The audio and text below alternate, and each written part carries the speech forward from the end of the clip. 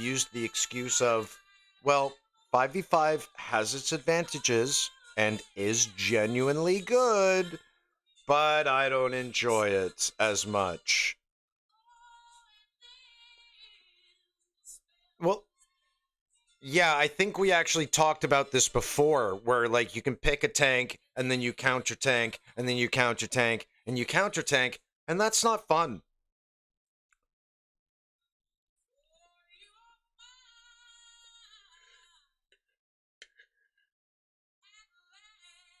Yeah, they do.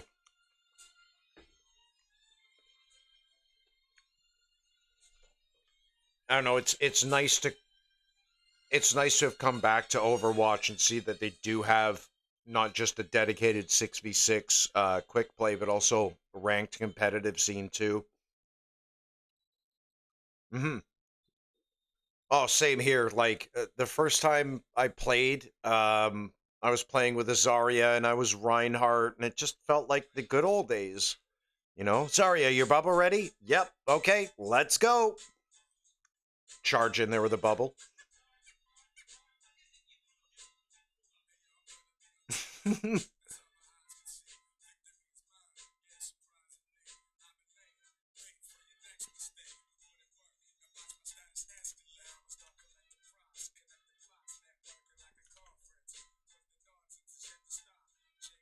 That's a bit gross. Yeah, it's gross, but I understand why it's necessary. You know, it just sucks. It does.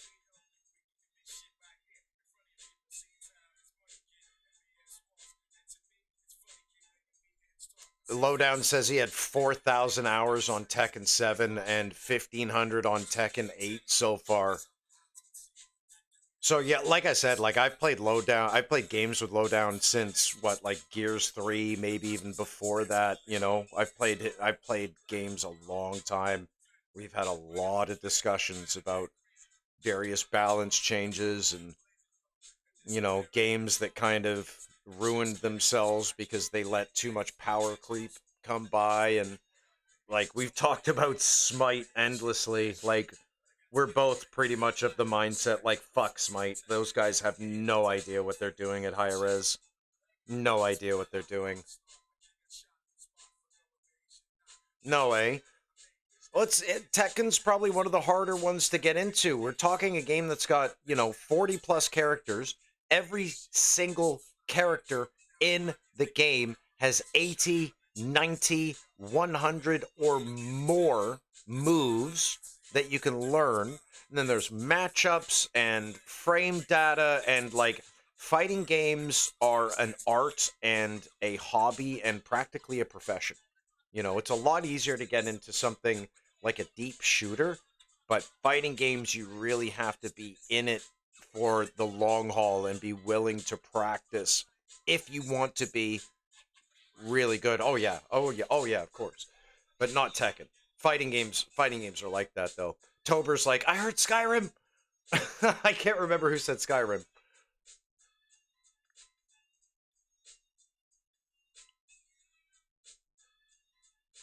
Yeah, I was a fan of Mortal Kombat 10 and 11. I think they dropped the ball on Mortal Kombat 1, but apparently we've got Mortal Kombat 13 already in pre-production before even an Injustice sequel. Injustice 3 it would have been. Um yeah, and I think Mortal Kombat will always be relevant, but I thought it was going to be a period of time where, Mortal Kombat was going to go on hiatus for another 5 or 10 years like it did somewhere between the 3D era of the game and then Mortal Kombat 9, or what they just called at the time Mortal Kombat, which was a great game as well.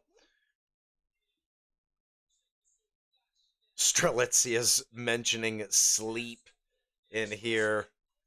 It's like it's almost sacrilege to say anything like that at this point. I got a football match starting in about 4 hours, so I don't know. Yeah, look, those are always the toughest, right? Just don't do anything where you're trying to stay awake. That's the key. So, like, no anime watching. Don't watch long form YouTube videos. Um, what's some of the things that got me through the day? with insomnia. Well, it's exactly the opposite of what I just said. Like, I watched a shit ton of Vinland Saga when I couldn't sleep. A shit ton of it.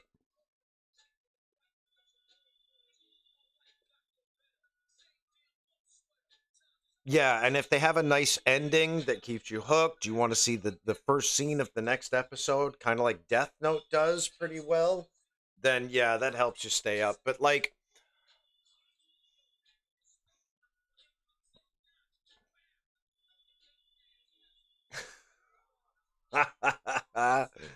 yeah, I remember you saying something about that earlier.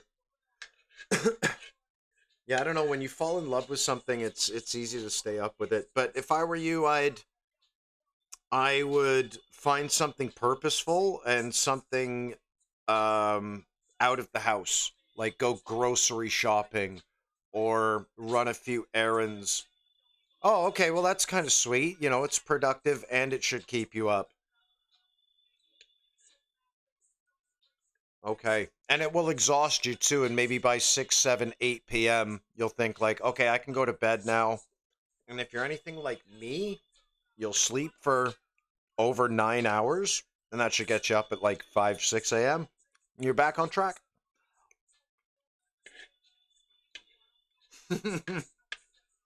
Yeah, Lord knows I've had many more failures at resetting my sleep schedule than successes. Way more.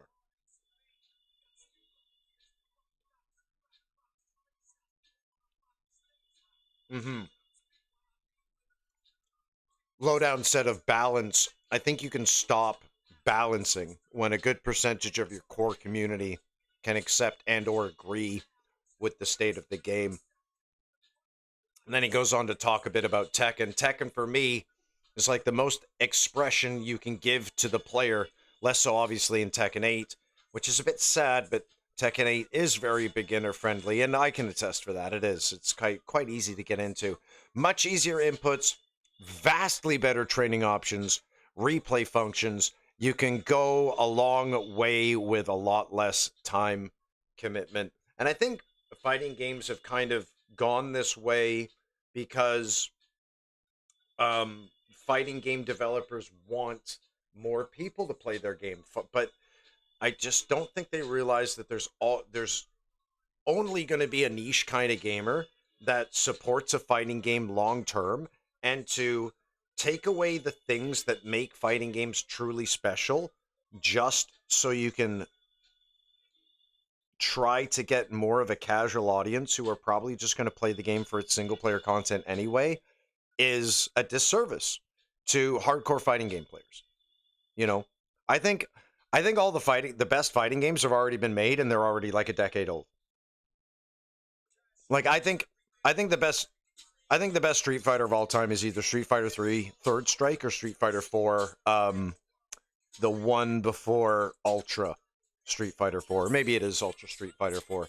But just like especially with Street Fighter 3 at last year's Evo or the year before, you had a guy who was a character specialist, character named Hugo, and he just happens to be like the consensus bottom two characters in the game. He got to semifinals with him because of how well he knows the character, how well he knows the matchups in the game. And I think that's what makes fighting games special. But of course, nowadays it's like, okay, game comes out, oh, this character sucks, this character's too good, let's remodel them, let's rebalance them. Something's lost from it, you know? Something's lost from it.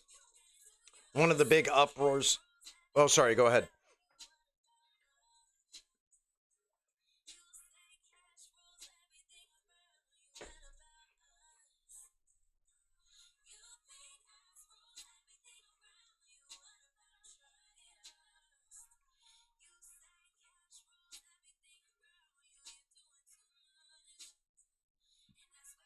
Okay.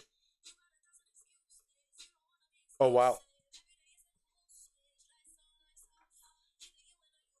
They demand it. they absolutely demand that you practice them, and scenarios, and um you know, just everything. They require that you practice. Like, you have to have the muscle memory of how to do a combo down, so that when you get into a situation where your opponent can be punished, in Tekken especially, you pick the right punish and then the optimal combo to follow that. There's just so much to learn. And that's what makes them one of the best genres. It's just too bad that they are hard to approach, hard to get into. But I mean, imagine, a close rivals match ends in drama, like that last game we had tonight. I know it was a first point hold, but there was still a lot riding on that, a lot of drama going on. And like, you have that with one other person, you've just made a friend. You've just made a friend. You know? I don't know. The fighting games are brilliant, and they bring a certain special kind of feeling that isn't offered as often in other games. It's brilliant. Strelitzia, thanks for coming out tonight, man. It was a pleasure meeting you. I hope we'll see you again on the next co-stream chats, whenever that will be. Let's go over to our Discord real quick. Which one is it? Where's the Discord gone? Oh my god, I'm fucking blind. I'm so bad when it comes to tabbing through things. There's only 4 of us left standing in here. But yeah, certainly when we do another co-stream, I hope you'll be here, and I hope you'll roll with us as we go on another 5-1 streak. Who fucking knows? That was pretty special tonight. Yeah, oh baby, Tsunoki in the house, guys. This is one of Andy's best friends, and one of my best friends too. We're all in the UK gang that I talk about together. We call him Tice, but he's a very, very dear friend of mine, and I've known him since he was maybe 13, and I was maybe in my early 20s. I'll tell the story on stream another time, because I don't want to get all that way at 6 a.m. in the morning. But no, 100%. Tsuno and I go way back, so you can expect to see him. I mean, you've seen him in the Discord. He's one of the Omega level mutants. That's how long I've known him for. And you can often find he and Andy playing, one of the latest games that's just come out. Like, every time I've dropped by the UK gang Discord recently, it's just those two going back and forth about various experiences that they just had in Resident Evil 9, which doesn't it though? It makes